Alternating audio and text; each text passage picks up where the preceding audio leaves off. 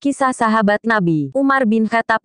Apa yang dikatakan Rasulullah SAW tentang Umar bin Khattab? Hampir dipastikan semua umat Islam akan mengenal sosok Umar bin Khattab. Keberanian, keadilan, kecerdasan, sikap kritis, keras dan ketegasannya, sekaligus kelembutan, kesedihan dan mudah tersentuh, adalah dua kondisi berlawanan yang menyatu dalam pribadi Umar. Terutama keberaniannya telah terkenal sejak dia belum memeluk Islam, jagoan dan ahli berkelahi yang selalu memenangkan pertandingan adu kekuatan di pasar Ukaz. Namun keberanian dan kekuatan ini pula lah yang akhirnya mengantarkan pada hidayah Allah SWT, ketika membentur keberanian dan kekuatan iman yang dimiliki adiknya, Fatimah binti Khattab. Kisah keislamannya ini berawal ketika tokoh-tokoh kafir Quraisy seperti Abu Jahal bin Hisham, Uqbah bin Nafik Deldotnya gagal membunuh Nabi SAW. Sementara dakwah Islam semakin meluas, dan beberapa orang sahabat berhasil hijrah ke Habsyi, dan beribadah dengan tenang di bawah lindungan Raja Najasyi. Sebagai jagoan terkuat di Makkah, Umar merasa harus ia sendiri yang membunuh Muhammad, yang dianggapnya telah murtad dan memecah belah kaum Quraisy serta memaki dan menghina agama nenek moyangnya. Umar pergi ke rumah Al-Arkam, tempat Rasulullah SAW mengajarkan Islam kepada sahabat-sahabat beliau. Di tengah perjalanan ia bertemu Nu'aim bin Abdullah, yang menanyakan kepergiannya dengan pedang terhunus. Gitu mengetahui niatnya untuk membunuh Rasulullah SAW, Nu'aim justru mencela Umar, hendaknya engkau meluruskan urusan keluargamu dulu sebelum urusan Bani Manaf. Sesungguhnya adikmu sendiri Fatimah binti Khattab dan suaminya yang juga anak pamanmu, Said bin Zaid telah mengikuti ajaran Muhammad, merekalah yang harus engkau selesaikan urusannya. Betapa geramnya Umar mendengar penjelasan Nu'aim bin Abdullah. Dibelokkanlah langkahnya menuju rumah Said bin Zaid dengan kemarahan yang memuncak. Saat itu, di rumah Said juga ada Khabab ibnu Arat yang sedang mengajarkan ayat-ayat Al-Quran pada mereka. Mendengar kedatangan Umar, Khabab langsung bersembunyi. Said membukakan pintu dan Fatimah menyembunyikan lembaran mushaf Al-Quran. Gitu melihat Said,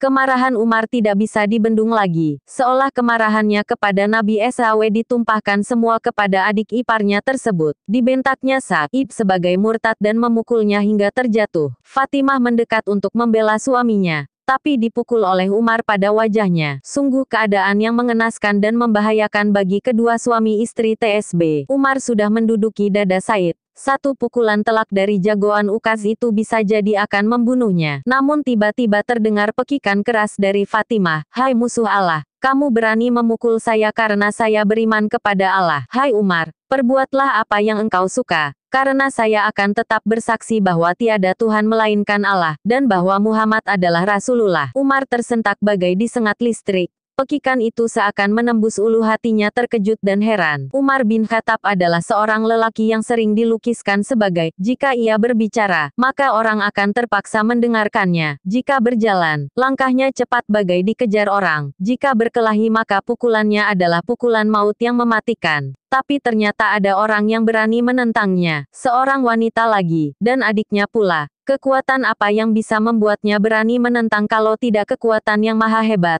Kekuatan iman. Mulailah percik hidayah menghampirinya. Kemarahannya mereda, dimintanya lembar-lembar Al-Quran yang dipegang Fatimah. Tapi sekali lagi jagoan duel di pasar Ukaz ini seakan tak berkutik ketika adiknya TSB berkata dengan tegas, tidak mungkin, ia tidak boleh disentuh kecuali oleh orang-orang yang suci. Pergilah, mandilahlah dan bersuci. Bagai anak kecil yang penurut, Umar pun berlalu. Sesaat kemudian kembali dengan jenggot yang mengucurkan air. Diberikanlah lembaran mushaf yang berisi surah Taha ayat 1-6. Makin kuatlah hidayah Allah membuka mata hatinya. Setelah ayat-ayat tersebut dibacanya, meluncurlah kata-kata dari mulutnya. Tidak pantas bagi Allah yang ayat-ayatnya sebegini indahnya, sebegini mulianya mempunyai sekutu yang harus disembah. Tunjukkanlah padaku di mana Muhammad. Sebuah pernyataan yang menunjukkan perubahan sikap dan keyakinannya selama ini terhadap Nabi SAW. Khabab bin Arat pun keluar dari persembunyiannya dan berkata, bergembiralah Umar, sesungguhnya Nabi telah bersabda tentang dirimu. Beliau berdoa, ya Allah,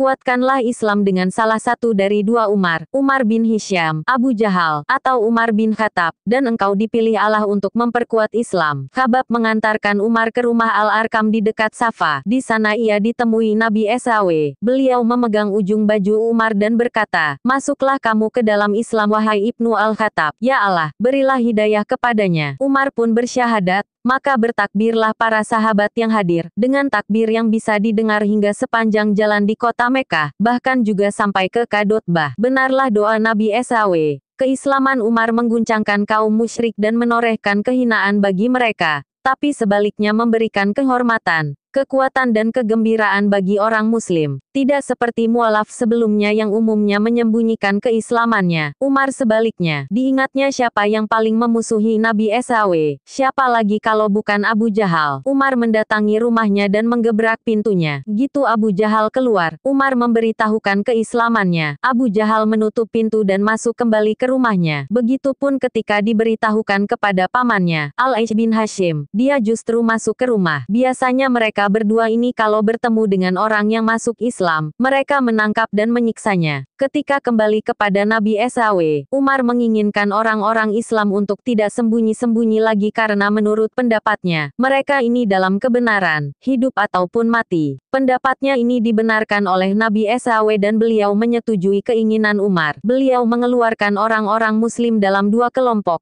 Kelompok pertama dipimpin Hamzah, yang telah memeluk Islam 3 hari mendahului Umar, dan kelompok kedua dipimpin Umar sendiri. Orang-orang musyrik hanya terpana tidak berani berbuat apa-apa seperti sebelumnya. Tampak jelas kesedihan di mata mereka. Karena itulah Rasulullah menggelari Umar dengan Al-Faruq, pemisah antara yang hak dan yang batil. Sejak saat itu orang-orang Islam bisa beribadah dan membuat majelis di dekat Ka'bah, tawaf dan berdakwah, serta melakukan pencegahan terhadap siksaan-siksaan. Sikap Umar atas perjanjian Hudainiyah. Ketika perjanjian Hudainiyah disetujui antara pihak Quraisy dan Nabi SAW, sebagian besar orang-orang Islam merasa kecewa. Umar sempat berkata, sesungguhnya Rasulullah telah berdamai dan mengadakan perjanjian dengan penduduk Makkah. Dalam perjanjian itu, Nabi SAW telah memberikan syarat yang kelihatannya lebih memihak pada kaum Quraisy. Seandainya Nabi mengangkat seorang amir yang berkuasa atasku, dan ia membuat perjanjian yang seperti itu, aku tidak akan mendengarkannya dan tidak akan taat kepadanya. Secara umum, sikap Umar dan sebagian besar orang-orang Islam dapat dipahami, selain karena gagalnya niat untuk umrah, padahal sudah sangat dekat dengan Makkah, sementara golongan lain tidak dihalangi. Terlebih adalah klausul keempat dari perjanjian TSB, yaitu, jika ada orang-orang Quraisy yang datang kepada Nabi SAW tanpa seizin walinya, walaupun ia telah memeluk Islam, Nabi SAW harus mengembalikannya kepada mereka. Tapi jika ada orang Islam yang meninggalkan Nabi SAW dan bergabung dengan orang-orang Quraisy, maka dia tidak boleh diminta untuk dikembalikan kepada Nabi SAW. Klausul ini tampak nyata. Kerugiannya, ketika datang salah seorang Quraisy yang telah masuk Islam, Abu Jandal bin Suhail bin Amr dalam keadaan terbelenggu datang kepada Nabi SAW untuk meminta perlindungan. Ketika itu pihak kaum Quraisy, Suhail bin Amr, langsung meminta agar Abu Jandal, yang tidak lain anaknya sendiri, dikembalikan lagi kepadanya. Walaupun dengan berbagai argumen, ternyata Rasulullah tidak bisa mempertahankan Abu Jandal untuk bersama umat Islam lainnya. Saat itu, Umar mendekati Abu Jandal menasehatinya tetap bersabar, tapi juga mendekatkan gagang pedangnya kepada Abu Jandal. Sebenarnya ia berharap Abu Jandal akan mengambil pedang TSB, dan membabatkan ke tubuh ayahnya. Tapi itu tidak dilakukan oleh Abu Jandal. Sikapnya yang temperamental dan tegas dengan kebenaran, memaksanya untuk menemui Rasulullah SAW setelah perjanjian ini dikukuhkan. Ia berkata kepada Rasulullah SAW, "Ya Rasulullah, bukankah kita berada di atas kebenaran dan mereka di atas kebatilan?" Nabi membenarkan, "Bukankah korban meninggal di antara kita berada di surga, dan korban mati di antara mereka di neraka?" Kata Umar lagi. Nabi SAW membenarkan lagi. Umar berkata lagi, "Lalu mengapa kita harus merendahkan agama kita dan kembali? Padahal Allah belum memberikan keputusan antara kita dan mereka." Nabi SAW menjawab, "Wahai Ibnul Khattab, aku adalah Rasul Allah, dan aku tidak akan mendurhakainya. Dia penolongku, dan sekali-kali dia tidak akan menelantarkan aku." Bukan namanya Umar Al-Faruq.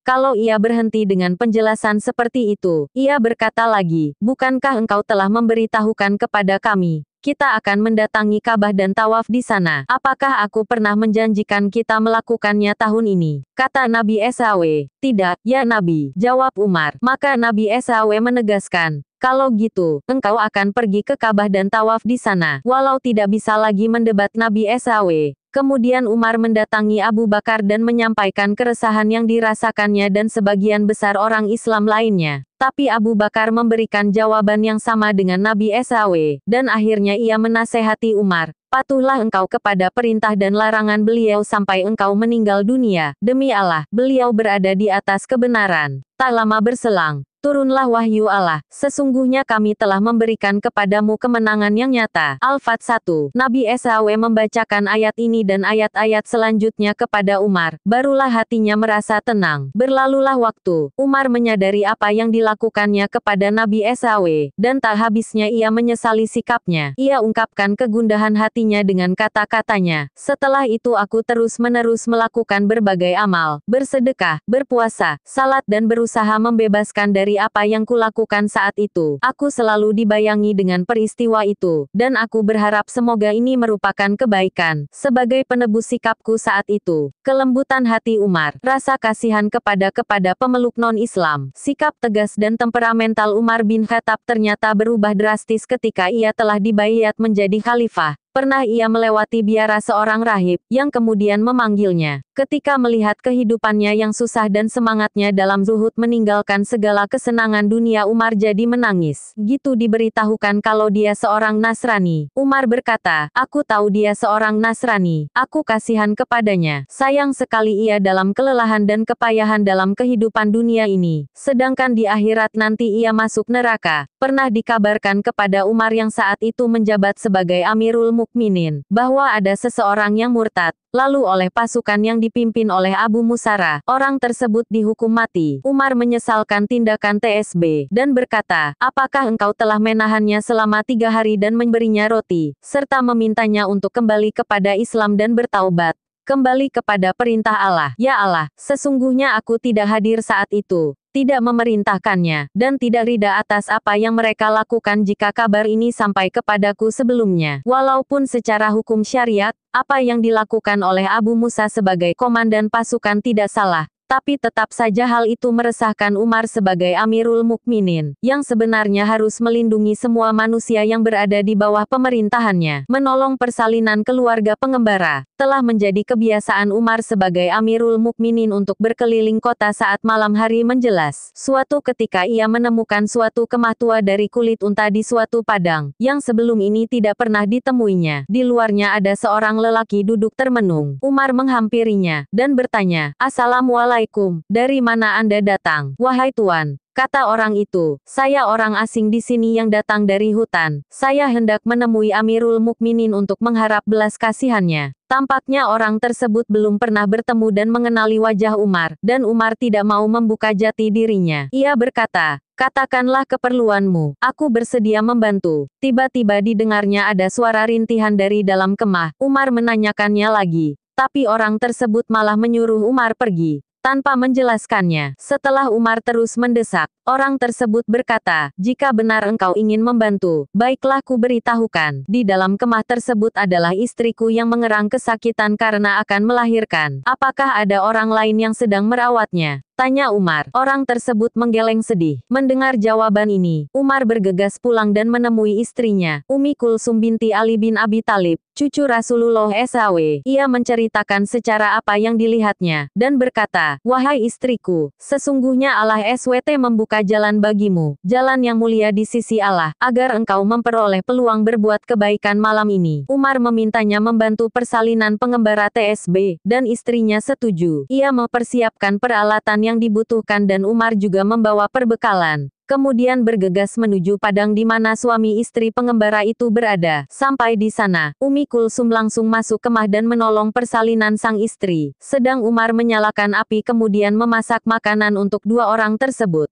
Tidak berapa lama, terdengar seruan Ummi Kulsum dari dalam kemah, "Ya Amirul Mukminin, ucapkanlah tahniah, selamat, kepada saudaramu itu, karena ia memperoleh seorang anak laki-laki." Mendengar ucapan dari dalam kemah tersebut, si lelaki jadi terkejut. Tidak disangkanya kalau yang bersusah payah membantunya ini ternyata Umar, Amirul Mukminin yang sempat diacuhkannya. Umar meminta istrinya membawa masuk makanan bagi sang ibu baru TSB, dan terhadap si lelaki yang tampak terkejut, ia berkata, Tidak mengapa wahai saudara, janganlah kedudukanku ini membebani perasaanmu. Datanglah besok menemuiku, aku akan mencoba menolongmu. Setelah semuanya selesai, Umar dan istrinya, Ummi Kulsum berpamitan. Umar menemukan menantunya. Salah satu kebiasaan Umar bin Khattab saat menjadi khalifah, adalah berkeliling kota di waktu malam untuk mengetahui keadaan umat Islam. Ia khawatir kalau ada di antara mereka yang merasa terzalimi karena kepemimpinannya, dan akan memberatkan hisapnya di akhirat. Dalam salah satu perjalanannya menjelang fajar, ia mendengar pembicaraan seorang ibu dan anak. Ibunya meminta anak perempuannya untuk mencampur susu yang akan dijual pagi harinya dengan air. Tapi sang anak dengan tegas menolak dan berkata, "Bagaimana mungkin aku mencampurnya, sedangkan Amirul Mukminin telah melarangnya." Tapi ibunya tetap saja menyuruh anaknya, karena kebanyakan penjual susu melakukan itu, apalagi Amirul Mukminin Umar bin Khattab tidak akan mengetahuinya. Tapi putrinya itu bertahan untuk tidak mencampurinya dan berkata, "Jika Umar tidak melihatnya, pasti Tuhannya Umar melihatnya. Aku tidak mau melakukannya karena sudah dilarang." Umar gitu tersentuh dengan ucapan anak perempuan itu. Pagi harinya ia menyuruh putranya, Hashim, untuk mencari tahu tentang keluarga tersebut, yang ternyata salah seorang dari Bani Hilal. Umar berkata pada anaknya, "Wahai anakku, inikahlah dengannya. Sesungguhnya ia yang pantas melahirkan keturunan seorang penunggang kuda yang akan memimpin Arab." Hashim memenuhi permintaan ayahnya tersebut menikah dengan anak gadis penjual susu. Dari pernikahannya itu, istrinya melahirkan seorang anak perempuan, yang kemudian dinikahi Abdul Aziz bin Marwan. Dari pernikahan ini lahirlah Umar bin Abdul Aziz, seorang pemimpin adil dan jujur. Tak ubahnya Khulafaur Rasyidin yang 4, walaupun ia tumbuh dan dewasa di kalangan Bani Umayyah yang mengagungkan kemewahan dan kekuasaan. Seorang pemimpin yang zuhud, sederhana dan wara, sebagaimana kakek buyutnya, Umar bin Khattab, sehingga ia sering disebut Khulafaur Rasyidin yang kelima. Karamah Umar bin Khattab, memperingatkan pasukan perang dari mimbar Jumat. Suatu ketika Umar bin Khattab tengah berkhutbah di Masjid Madinah, tiba-tiba berseru lantang, "Wahai pasukan Ibnu Hish, gunung, gunung, menjauhlah dari gunung. Barang siapa meminta serigala menggembalakan kambing, ia zalim." Sesaat kemudian ia meneruskan khutbahnya. Tentu saja para jamaah Jumat saat itu saling berpandangan tak mengerti, apa maksud dari Amirul Mukminin dengan perkataannya TSB. Usai salat, Ali bin Abi Thalib menghampiri Umar dan menanyakan apa yang terjadi. "Engkau mendengarnya?" tanya Umar. "Tentu saja, dan juga semua orang di dalam masjid,"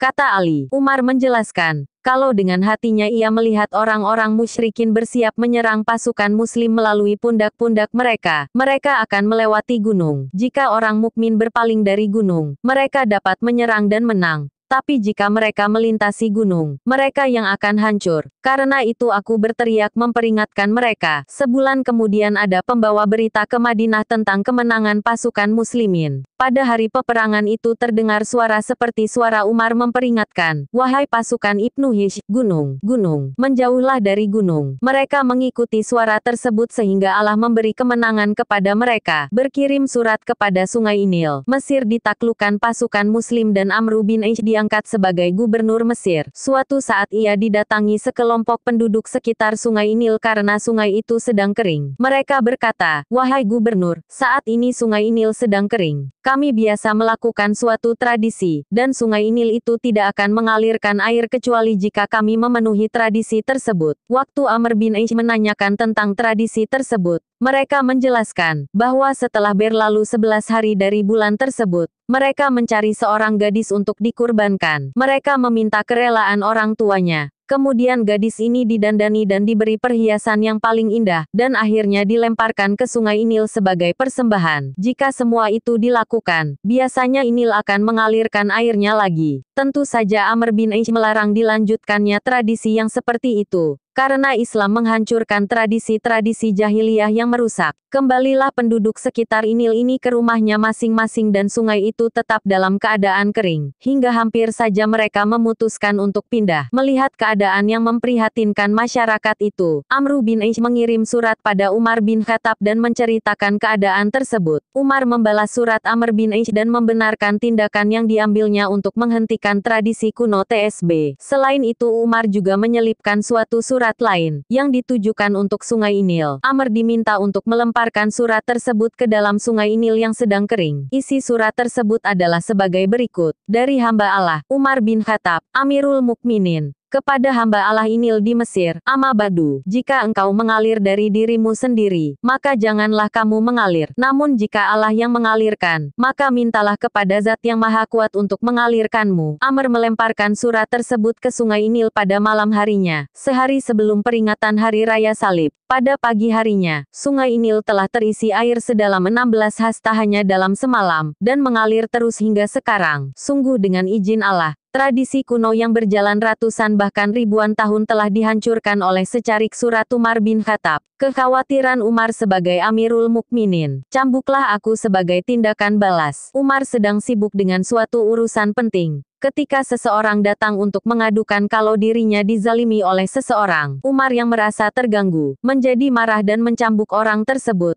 sambil berkata, ketika aku menyediakan waktu untuk menerima pengaduan, engkau tidak datang. Sekarang ketika aku sedang sibuk dengan suatu urusan penting, engkau datang mengganggu. Menerima perlakuan ini, orang itu berlalu meninggalkan Umar. Sesaat kemudian Umar sadar apa yang telah dilakukannya. Sebagai seorang Amirul Mukminin, tidak seharusnya ia menzalimi orang yang mengadu kepadanya. Umar mengirim seseorang untuk menjemput orang tersebut. Ketika dia datang, Umar menyodorkan cambuk yang tadi dipakainya untuk mencambuk, dan berkata, cambuklah aku sebagai tindakan balas, karena aku telah menzalimimu. Tidak, kata orang itu, aku telah memaafkanmu karena Allah. Umar menangis mendengar jawaban itu. Ia pulang dan mendirikan salat 2 rakaat, dan terus-menerus mengatakan pada dirinya sendiri dengan menangis, wahai Umar, dahulu kedudukanmu rendah tapi kini ditinggikan oleh Allah. Dahulu engkau sesat tapi kini diberi hidayah oleh Allah. Dahulu kamu hina tapi kini Allah memuliakan dan menjadikanmu seorang khalifah. Namun ketika salah seorang dari mereka memohon keadilan, engkau malah memukul dan menyakitinya. Hari kiamat nanti, apa yang akan engkau katakan kepada Allah sebagai alasan? Apa setiap orang Islam mampu membeli tepung yang baik? Satu saat ketika sedang makan, pembantunya memberitahukan kalau seorang sahabat, Utbah bin Abi Farkad datang untuk menemuinya, dan Umar mengizinkannya. Utbah masuk dan duduk bersama Umar dan dipersilahkan untuk makan roti bersamanya. Utbah kesulitan untuk menelan roti tersebut karena terlalu keras. Ia berkata, padahal engkau mampu membeli makanan dari tepung yang empuk. Apakah setiap orang Islam mampu membeli tepung yang baik? Tanya Umar. Tentu saja tidak, kata Utbah. Sungguh menyesal, kata Umar, engkau menginginkan agar aku menghabiskan seluruh kenikmatan hidupku di dunia ini. Memang telah menjadi komitmen Umar ketika dibayat sebagai khalifah. Kalau terjadi kelaparan pada umat Islam, akulah orang pertama yang akan mengalami kelaparan. Dan jika terjadi kemakmuran bagi umat Islam, aku adalah orang terakhir yang merasakan kemakmuran itu. Dan inilah yang dilihat oleh sahabat Utbah, dan juga sahabat-sahabat lainnya. Bagaimana Umar menjalani kehidupannya sebagai khalifah? Bagaimana dan dari mana asal susu ini? Suatu kali seseorang membawakan segelas susu untuk Umar. Umar yang memang sedang kehausan segera saja meminum susu TSB. Tapi dirasakannya ada yang aneh dengan susu tersebut. Ia pun bertanya, bagaimana dan dari mana susu ini? Di hutan sana ada seekor unta sedekah, kata orang itu. Ketika aku berjalan di sana, orang-orang sedang memerah susu unta tersebut. Mereka memberikan segelas susu kepadaku, yang kemudian kuberikan kepadamu. Astagfirullah, kata Umar. Ia memasukkan tangan Mia ke mulutnya, dan berusaha untuk memuntahkan semua susu yang telah diminumnya. Ia tidak ingin ada barang syubhat yang masuk ke perutnya. Itu berarti aku mendapatkan lebih dari hakku yang halal. Ketika Bahrain ditaklukkan, didatangkanlah sejumlah besar kesturi ke kota Madinah. Umar pun berkata, apakah ada di antara kalian yang mau menimbang dan membagi-bagikan kesturi ini pada umat Islam? Saya bersedia menimbangnya, kata Atikah, yang tidak lain istri Umar sendiri. Tapi Umar mengabaikannya dan sekali lagi mengulang pertanyaannya. Karena tidak ada yang menjawab, atau bisa juga sungkan karena Atikah, istri Amirul Mukminin telah mengajukan diri. Sekali lagi Atikah yang menyatakan kesediaannya, dan Umar pun masih mengabaikannya. Ketika untuk ketiga kalinya Atikah mengajukan dirinya, Umar berkata, aku tidak suka kamu meletakkan kesturi itu di timbangan dengan tanganmu. Kemudian kamu menyapukan tangan yang berbau kesturi ke badanmu. Karena itu berarti aku mendapatkan lebih dari hakku yang halal. Apakah engkau mengira bahwa sabda Nabi SAW akan terjadi pada zamanku? Seusai Perang Hunain, ketika orang-orang Ansar merasa tidak puas dengan cara Nabi SAW membagi ghanimah, beliau mengumpulkan mereka dan menjelaskan alasannya. Setelah itu beliau bersabda, bahwa orang-orang Ansar suatu ketika akan menerima perlakuan berat sebelah dan tidak adil dari mereka yang sedang berkuasa. Suatu ketika Umar membagi-bagikan pakaian kepada umat Islam. Usaid bin Hudair, salah seorang tokoh sahabat Ansar, melihat seorang pemuda Quraisy memakai pakaian pemberian Umar yang lebih bagus daripada yang diterimanya. Ia pun berkata, benarlah Allah dan Rasulnya. Ketika Umar diberitahu tentang penuturan Usaid, segera saja ia menemui Usaid, yang saat itu sedang salat. Dengan sabar Umar menunggunya sampai selesai salat. Setelah itu ia berkata, wahai Usaid, apakah engkau mengira bahwa sabda beliau itu, yakni sabda beliau seusai Perang Hunain, akan terjadi pada zamanku ini? Sesungguhnya pakaian itu telah aku berikan kepada seseorang yang mengikuti Perang Badar dan Uhud, dan juga Bai'atul Aqobah, dan pemuda Quraisy itu telah membeli pakaian tersebut darinya. Setelah mendengar penjelasan tersebut,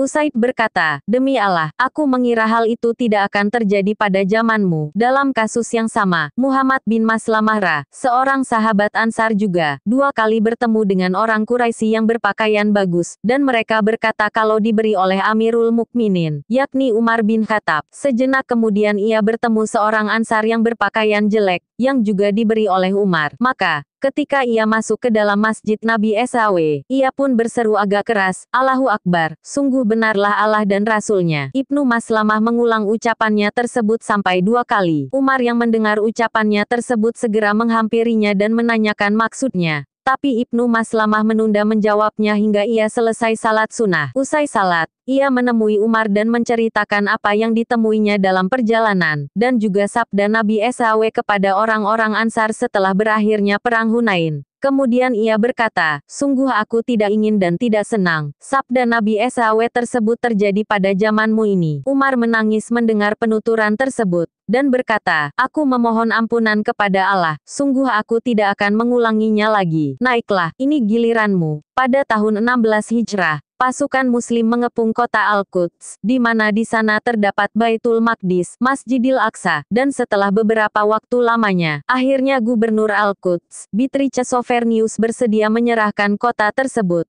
khususnya Baitul Maqdis, tapi langsung kepada Amirul Mukminin, Umar bin Khattab. Karena itu komandan pasukan mengirim surat untuk meminta kehadiran Umar ke sana. Umar langsung menanggapi permintaan tersebut. Ia berangkat dengan hanya seorang pembantunya dan 1 tunggangan, kuda atau onta. Ketika sampai di luar kota Madinah, Umar berkata kepada pembantunya, wahai gulam, kita berdua hanya memiliki 1 tunggangan. Jika saya naik dan engkau berjalan kaki, artinya aku menzalimimu. Jika engkau naik dan aku berjalan kaki, engkau yang menzalimiku. Jika kita berdua naik, kita menzalimi tunggangan kita. Kalau gitu bagaimana sebaiknya, ya Amirul Mukminin? Marilah kita bagi 3 periode waktu. Pertama aku yang menaikinya, kedua engkau yang menaikinya, dan ketiga, biarlah tunggangan kita melenggang tanpa beban. Pelayannya tersebut menyetujuinya. Umar memperoleh giliran pertama menaikinya. Setelah waktu yang disepakati habis, ganti sang pelayan yang menaikinya, dan etelah waktunya habis, mereka berdua membiarkan tunggangannya bebas. Begitulah giliran itu bergulir terus. Ketika telah memasuki pintu kota Al-Quds, ternyata bertepatan dengan selesainya giliran Umar, dan ia turun sambil berkata kepada pembantunya, kini giliranmu, naiklah. Sang pembantu berkata, wahai Amirul Mukminin, engkau jangan turun dan saya tidak mungkin naik. Kita telah sampai di kota tujuan, di sana ada peradaban, kemajuan dan berbagai pemandangan modern. Jika kita datang dengan keadaan ini, saya naik sedang engkau menuntun. Tentu mereka akan merendahkan dan mentertawakan kita, dan itu akan mempengaruhi kemenangan kita. Tapi dengan tegas Umar berkata, naiklah, ini giliranmu. Demi Allah, kalau memang waktunya giliranku, aku tidak akan turun dan engkau tidak perlu naik. Inilah memang ciri khas Umar. Ia takut berlaku zalim dan bersikap tidak adil kalau harus tetap naik tunggangan hanya karena telah memasuki kota Al-Quds. Ketika masyarakat kota yang menyambut mereka di Babul Damaskus melihatnya, mereka langsung mengeluh-elukan sang pembantu yang menunggang dan mengabaikan Umar yang menuntun tunggangan. Memang, dalam penampilan dan baju yang dikenakan, Umar tidaklah jauh berbeda dengan pembantunya tersebut. Bahkan Bahkan ada beberapa orang yang melakukan penghormatan dengan sujud, sehingga pembantu itu memukulnya dengan tongkatnya, sambil berkata, "Celaka kalian, angkatlah muka kalian, sungguh tidak boleh bersujud kecuali kepada Allah semata." Ketika tiba di hadapan Gubernur Bitrice Sofernikus dan pasukan muslimin, barulah mereka tahu kalau Amirul Mukminin Umar bin Khattab itu adalah yang berjalan menuntun tunggangan. Karena mereka menyapa dan menyalaminya, gaji Umar bin Khattab sebagai Amirul Mukminin, seperti halnya yang ia sarankan kepada Abu Bakar, setelah dibayat sebagai khalifah, Umar tidak mungkin tetap berdagang untuk memenuhi kebutuhan keluarganya. Karena itu ia mengumpulkan masyarakat Madinah seraya berkata pada mereka, "Dahulu aku berdagang untuk memenuhi kebutuhan keluargaku, sekarang kalian telah memberiku kesibukan dalam menangani urusan ini, bagaimana aku akan memenuhi kebutuhan hidup keluargaku?" Mereka pun setuju memberikan tunjangan kepada Umar sebagaimana dahulu diberikan kepada Abu Bakar. Tapi berbagai usulan yang berbeda muncul dalam menentukan jumlahnya. Setelah berbagai perbedaan pendapat tanpa kepastian, Umar berpaling kepada Ali bin Abi Thalib. "Bagaimana pendapatmu, wahai Ali? Ambillah uang sekedar yang bisa memenuhi mencukupi kebutuhan keluargamu," kata Ali. Dengan senang hati, Umar menerima usulan Ali ini. Berlalulah waktu, Islam memperoleh kejayaan di mana-mana sehingga harta benda mengalir ke Madinah memenuhi Baitul Mal. Beberapa sahabat, di antaranya Utsman bin Affan, Zubair bin Awam, Talha bin Ubaidillah termasuk Ali bin Abi Thalib berkumpul dalam satu majelis untuk mengusulkan kenaikan tunjangan bagi Umar, karena tunjangan tersebut dinilai terlalu kecil, terlebih jika melihat gitu banyaknya kekayaan negara dalam Baitul Mal. Kesepakatan tercapai, tapi mereka takut untuk menyampaikan hal ini pada Umar. Karena itu mereka meminta tolong kepada Hafsah, putri Umar yang juga istri Nabi SAW, untuk menyampaikan usulan ini pada Umar.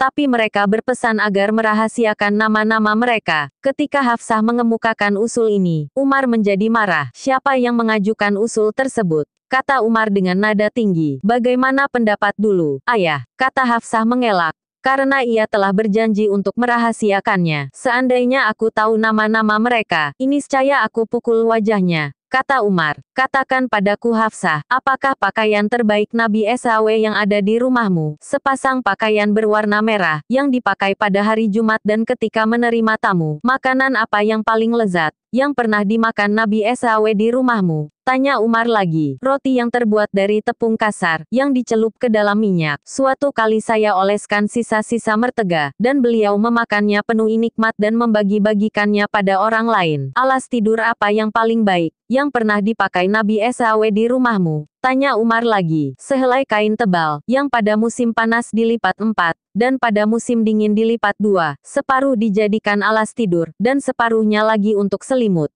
kata Hafsah. Umar kemudian berkata, "Sekarang pergilah, katakan pada mereka Rasulullah telah mencontohkan pola hidup seperti ini dan aku mengikuti beliau. Nabi SAW, Abu Bakar dan aku bagaikan 3 orang musafir yang menempuh suatu jalan. Musafir pertama telah sampai dengan perbekalannya. Musafir kedua telah mengikuti jejak musafir pertama. Dan yang ketiga ini baru saja memulai perjalanannya. Kalau ia mengikuti jejak keduanya, ia akan sampai kepada mereka. Jika tidak maka ia tidak akan pernah